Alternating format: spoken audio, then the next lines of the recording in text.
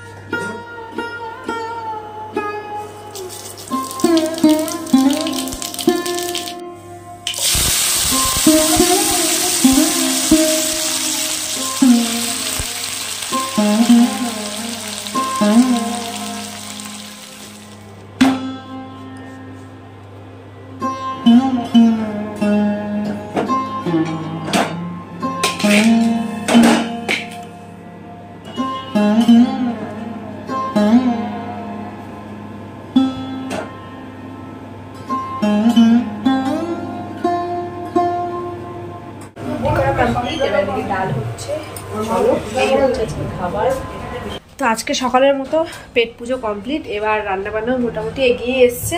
বিলাতি আলু পোস্ত করবো, ব্যাস ডাল হয়ে গেছে, শাক তো রয়েছে। এটা দিয়ে আজকে দুপুরে লাঞ্চটা সারবো, আর কিচ্ছু রান্না করতে পারছি না ঠান্ডাতে, এত ঠান্ডা লাগছে আমার। রান্না করা মানে বাসন মাজা তরকারি ধোয়া সব কিছুতেই জল ছাড়া কিছুই হবে না। হলো বিলাতি আলু পোস্তটা বসিয়ে দিই, ব্যাস কমপ্লিট আজকের মতো।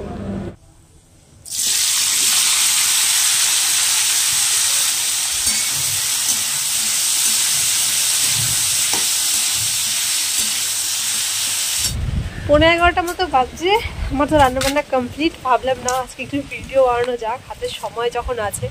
প্রচণ্ড হাওয়া চলছে সেই লেভেলের, প্রচুর ঠান্ডা লাগছে। চলো ছাদে এসে ভিডিও বানাবো, ঘরে তো টেকা যাচ্ছে না, এত ঠান্ডা। ছাদে হাওয়া আছে, তবুও রোদটা আছে বলে বাঁচোয়াত। চলো ভিডিওগুলো কয়েকটা বানিয়ে যেটা তোমরা শর্টসে পেয়ে যাবে, কারণ তোমরা তো লং ভিডিও থেকে শর্টস বেশি পছন্দ করো, আর আমারও বানাতে বেশ ভালোই লাগে।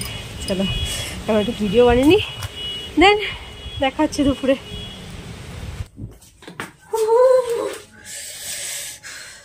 প্রচুর ঠান্ডা লাগছে, বিশ্বাস করো। এবার একটা হেয়ার ড্রায়ার কিনতেই হবে, না হলে হবে না। আর এই ঠান্ডায় চলছে না এইভাবে। এই জাস্ট স্নান করে এলাম, আর কোনো স্কিন কেয়ার আমি করতে পারছি না, কারণ কি প্রচুর ট্যান পড়েছে আমি জানি মুখের মধ্যে, বাট ট্যান রিমুভ করার মতো শক্তি আমার নেই এই ঠান্ডাতে। খালি জাস্ট ক্রিমটা না লাগালে নয়, তাই লাগাতে হয়। প্রচুর ঠান্ডা ভাই, এই ঠান্ডায় যে কি করে মানুষ ফেস প্যাক লাগায়, হেয়ার প্যাক লাগায়, আই ডোন্ট নো। আমার দ্বারা জাস্ট পসিবলই নয়।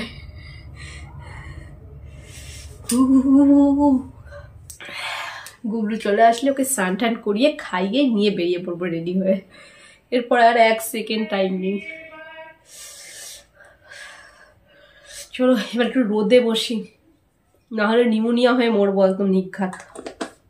খাওয়া দাওয়া করে রেডি হয়ে গেছে। আজকে দুটো টুপি বার করলাম আলমারি থেকে, প্রচুর ঠান্ডা, মানে রাত্রিবেলা আসি যখন প্রচুর ঠান্ডা লাগে, তাই নুসের গলারটা, ছেলের গলারটা, আর আমার কানের টুপিটা নিয়ে নিলাম, কারণ এই টুপিটাতে কোনোটা ঠান্ডা মানে না। চলো এখন বেরিয়ে যাবো, যাওয়ার আগে জল গরম করে নেবো, জলটা প্রচুর ঠান্ডা লাগে খেতে, তাই জন্য জলটা গরম করে দেন বেরোবো।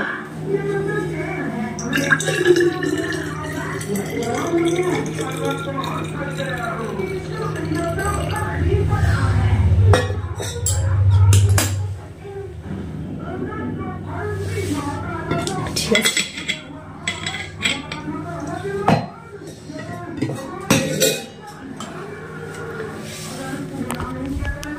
চলো সব রেডি, এবার বেরোবো। এখন বাজে ঘড়িতে 8:45 মতো, সেই 3:45 বেরিয়ে 8:45 ঘর ঢুকলাম।